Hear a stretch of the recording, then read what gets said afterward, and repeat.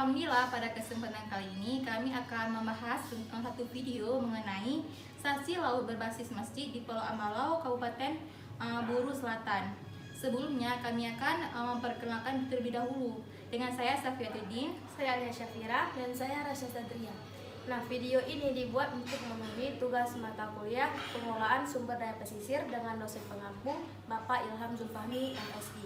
Nah, jadi pada video kali ini kami akan membahas mengenai gambaran umum lokasi di Pulau Amalau, sejarah sasi Amalau, pengaturan dan mekanisme kerja sasi di Pulau Amalau. Nah, pada kesempatan ini saya akan membahas terlebih dahulu tentang gambaran umum lokasi Pulau Amalau. Nah, sebelum kita melanjut lebih dalam, kita harus tahu dulu apa itu sasi. Nah, sasi itu dapat diartikan sebagai larangan untuk mengambil hasil sumber daya alam tertentu sebagai upaya pelestarian demi menjaga mutu dan populasi sumber daya alam tersebut. Nah, setelah kita tahu apa itu sasi, kita akan melanjutkan gambaran umum lokasi di Pulau Amalau. Pulau Amalau merupakan pulau kecil yang terdapat di sebelah tenggara Pulau Buru Maluku, yang mana pulau ini terbentuk karena proses vulkanik, sehingga pulau ini umumnya berupa tebing karang terjal akibat dari proses pengangkatan dasar laut ke permukaannya. Nah, Pulau Amalau ini memiliki ekosistem laut yang cukup kaya, terutama terumbu karangnya. Terumbu karang itu yang sangat indah, ikan dan juga hewan laut lainnya. Masyarakat di Pulau Amalau umumnya sangat bergantungan kepada sumber daya alam dan lingkungan sekitarnya. Mereka berpencaharian di pulau tersebut. Mereka menangkap ikan dengan skala yang kecil sehingga tidak merusak ekosistem di pulau tersebut.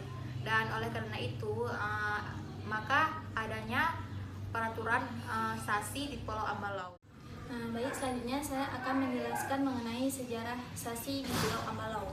Jadi hukum atau aturan sasi di Pulau Amalau ini itu telah lama diterapkan oleh nenek-nenek moyang mereka pada zaman dahulu, layaknya seperti di wilayah Maluku lainnya juga. Namun para tokoh masyarakat yang terdapat di Pulau Amalau ini belum mengetahui kapan sasi laut ini itu diterapkan yang pastinya. Yang pasti sasi laut ini itu telah ada ketika dari zaman dahulu nenek moyang mereka.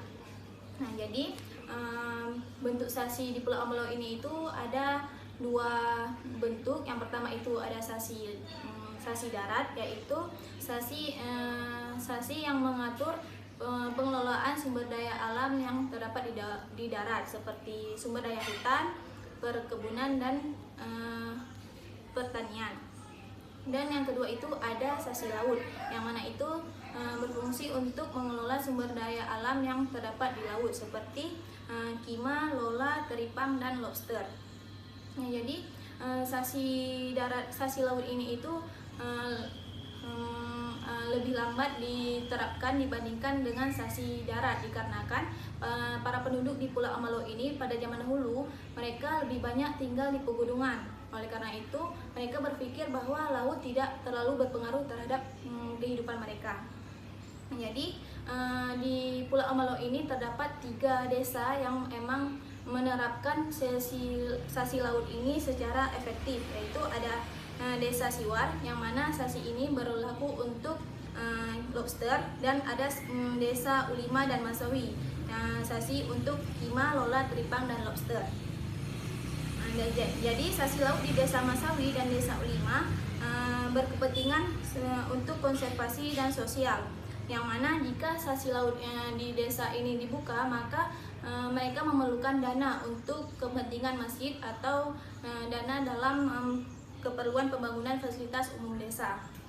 Jadi jika di Haruku dan Kei dikenal dengan sasi gereja, sedangkan di Pulau Amalau sasi ini lebih berperan ke dalam berbasis masjid. Oleh karena itu di Desa Masawi dan Ulima disebut dengan sasi laut berbasis masjid. Saya akan menjelaskan tentang pengaturan dan mekanisme sasi di Pulau Amalau. Yang pertama itu ada batas pengelolaan sumber daya. Jadi batasan wilayah darat itu biasanya berupa tanda alam seperti tanjung, karang, dan pulau tegak lurus ke arah laut. Sedangkan batas wilayah darat dari arah darat ke arah laut sampai ke METI, batas pasang surut air laut. Nah, kemudian yaitu ada sistem aturan. Sistem aturan itu pada dasarnya masyarakat desa Masawi dan Ulima tidak mengambil dan memanfaatkan kima, lola, teripang, dan lobster. Kemudian mekanisme menutup dan membuka sasi sebagai berikut. Yang pertama itu ada upacara adat tutup sasi, dilakukan berupa upacara doa kepada masyarakat yang diumumkan di masjid. Kemudian untuk sesi laut, lama penutupannya itu dilakukan lebih kurang 2 tahun atau pada saat kondisi yang pas. Kemudian adapun acara pembuka sesi, mekanismenya yaitu diumumkan di masjid dengan didahului doa bersama. Seluruh masyarakat mengambil hasil komoditas yang dibuka sasinya sampai dengan ditutup.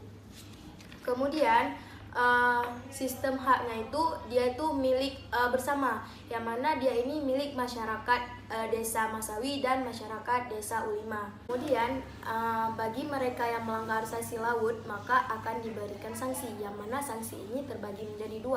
Ada yang sanksi secara adat dan ada sanksi ekonomi, yang mana apabila sanksi adat ini dia itu pelanggar diwajibkan menggaruk batu di depan masjid selama lebih kurang 3 jam. Kemudian adapun secara sanksi ekonomi, dia ini diberikan berupa denda sesuai dengan besaran kerusakan dan kerugian yang ditimbulkan oleh pelanggar sanksi tersebut. Sekian dari kami, lebih dan kurang kami mohon maaf. Wabillahi taufiq wal hidayah. Wassalamualaikum warahmatullahi